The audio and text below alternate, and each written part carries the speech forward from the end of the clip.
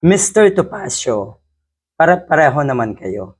Dikit ng dikit ang karamihan sa inyo sa mga Duterte. Dahil meron kayong ambisyon.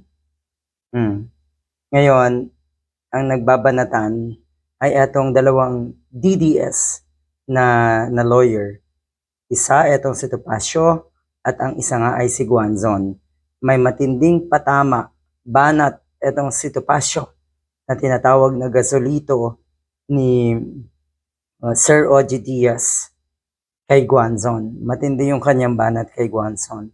Kung makikita niyo po ngayon si Guanzon, aminado na, gustong tumakbo sa pagka-senador under Sara Duterte slate.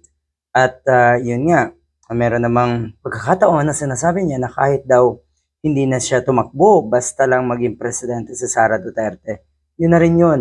Nililigawan mo pa rin sa puntong yan ang mga DDS na tanga.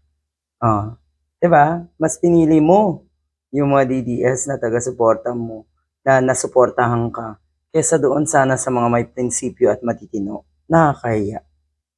So ulitin lang natin ito kasi ang totoong laban talaga. Laban ng kadiliman versus kasamaan, di ba nga sabi ni Harry Roque. At ang pinakamalaking laban na itong mga DDS ay ang kanilang sarili. Sila mismo ang nagbabangayan. Napakarami ng pagkakataon. Tapos gusto nyo or nananawagan kayo ng unity, lalo si Robin Padilla, magkaisa na daw tayong lahat. Mga litsugas na ito. Inyong lahat. Sa grupo nyo nga, sa kulto nyo nga, hindi kayo magkaisa. Tapos gusto nyo pa kaming isali sa mga kawalang hiyaan at kademonyohan ninyo.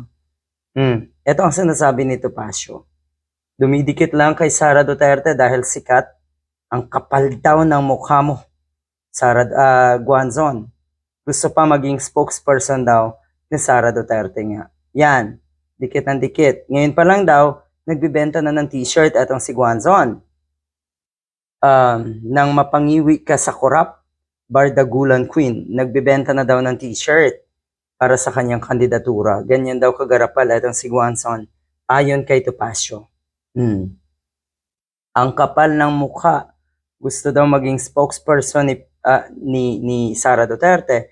Pero noon kasi, tinawag daw ni Guanzon etong si Sara Duterte na Fiona.